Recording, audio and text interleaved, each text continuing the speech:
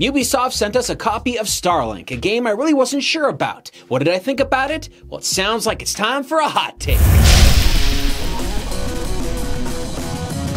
I'm pretty sure a majority of you out there that are watching this video don't actually care about Starlink as a brand new IP, but you care about it more because it's bringing back the Star Fox property. And really, that's what this is all about. I think a lot of folks out there don't actually know what Starlink is, and I think it's going to stay that way. Now, personally, I didn't get to play the PlayStation 4 or Xbox One versions of these games. I only played the Switch version. And the Switch version is the only one that has Star Fox inside of it, so my views on this game are incredibly one-sided. On top of that, I didn't actually get to use any of the Toys to Life experience. If you don't know what Starlink is about, essentially you go out and you buy these toys, hook them up together, and you're capable of doing a couple of neat things in the game world. However, I got a bunch of DLC packages and stuff like that straight from Ubisoft, so I could do everything digitally.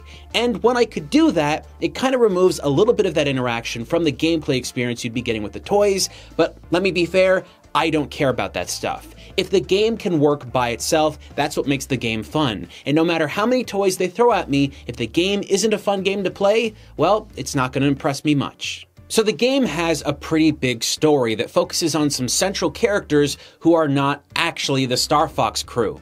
I know this might be kind of weird to think about this, but clearly when I was playing the game, you could see that there were points in the cutscenes where the Star Fox crew would come in and then they would leave. And those cutscenes are most likely not visible on any of the other versions of the game. Now, this doesn't mean that Starlink by itself is a bad game, because I really don't feel that it isn't a worthwhile experience to play. It's something that feels very big with a lot of interesting things to do, but the gameplay itself did feel repetitive. Now, what basically happens is that when you go into space, you'll have space combats and things like that. You'll be able to go into hyperspace and travel really quick between planet to planet, and when you get to a planet, you'll have a different kind of combat experience because you're basically dealing with things that are on the ground. Now, there are moments where things will change, but sometimes you'll get into boss battles that will always force you to be kind of just slightly hovering above the ground at any moment.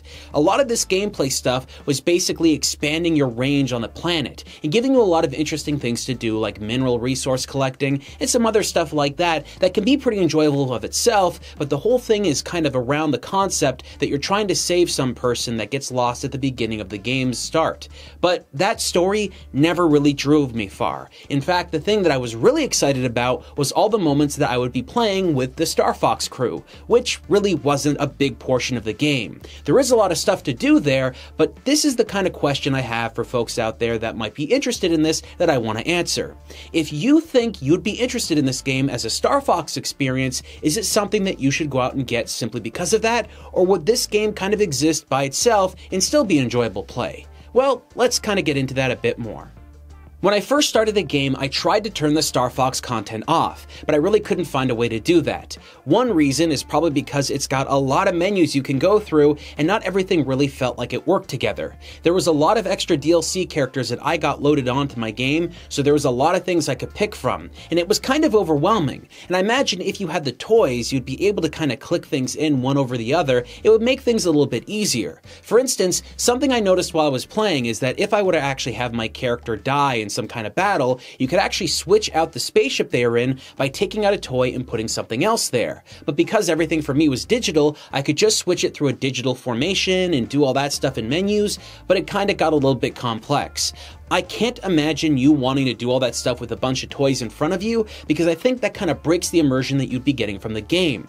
But on top of all that experience, I found that there was a lot of stuff going on in the game, that some of it worked pretty well, and some of it, well, not so much. Now, when it came to the combat that was happening in space, it feels pretty basic because it doesn't really have to be super complex to fight in space, but it doesn't feel like there's a lot going on.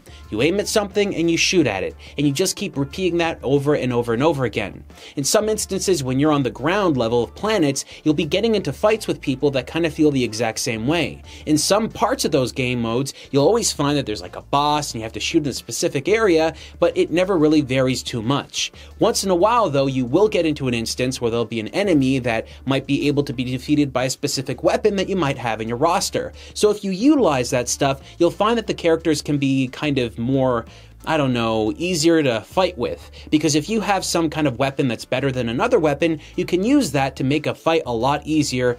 but it doesn't make the gameplay that much more dynamic. There's a lot of stuff in the game where you'll be going around and performing fetch quests, but that's the kind of stuff that really started to bug me. Now, when it comes to having a really big planet, I don't mind going around and collecting things, but one thing that this game did incredibly poorly was that when you go to pick up a specific item that might be mission specific, you have to hold it at the front of your ship, and there didn't seem to be any way to actually store it in your inventory. So what that means is, if you find one item and then you're going along the way of the planet and find another item at the same time, you have to choose between one or the other, and you can't take both with you. And that got me really annoyed really fast.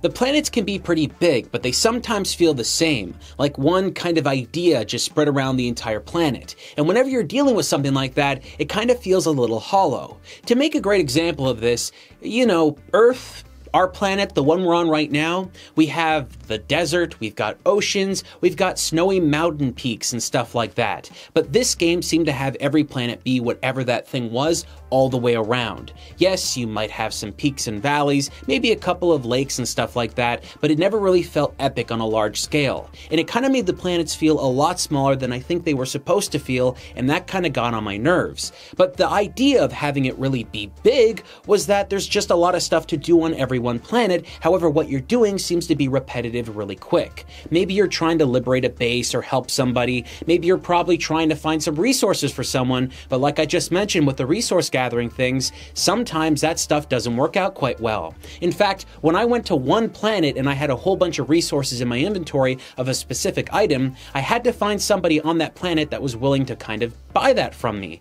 And that was difficult because I didn't find the right person to buy it at one given moment, so I had to kind of search the planet for a long time, avoiding a bunch of other things just to find one person that would buy stuff off of me. These are the kind of elements that would happen from a really large game that kind of is trying to do too much at once, and I feel that that's where this game is trying to kind of be at something else. A large experience that does a lot of things all at once, but it really isn't the master of any one thing.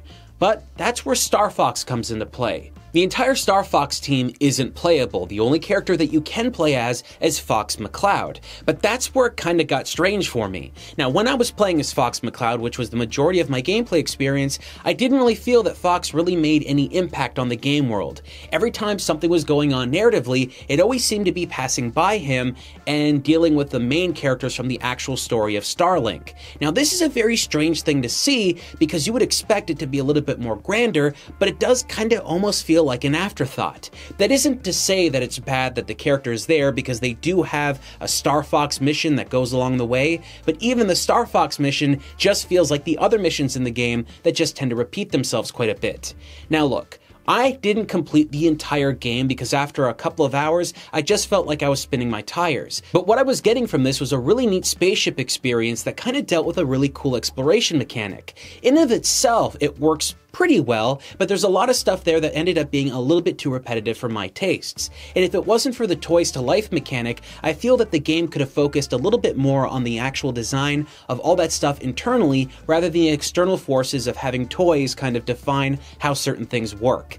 Now, this is a problem for me when I'm trying to talk about or review this game, because there are just so many aspects of this game that change from one version to the other. If you're playing this on another system that isn't the Switch, you're not going to have access to the Star Fox content. And if you were to just download the game by itself, well, then you're not going to get any of those toys to life mechanics that might actually define the experience in a different way.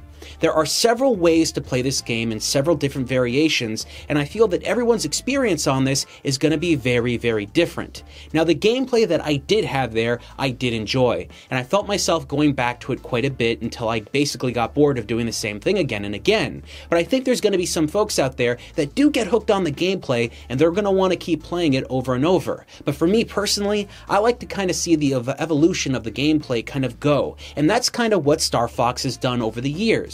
Every time you play a Star Fox game, it doesn't really feel the same all the way from one part of the game to the end. You have a bunch of mixes and changes going on. And a great example of this will be Star Fox 64. Now, all the Star Fox games I've played most recently, at least the ones that are on the mainline series, are basically a linear game. You're going from one part of the stage all the way to the end. And even though the later Star Fox games tried to change things up, they really didn't grab the same audience that the originals did. But that's kind of funny with what Ubisoft did. They made a game that really shouldn't have been about Star Fox, then took Star Fox and put it into it, and for the first time ever, I think they've actually made an open universe Star Fox game that actually does work.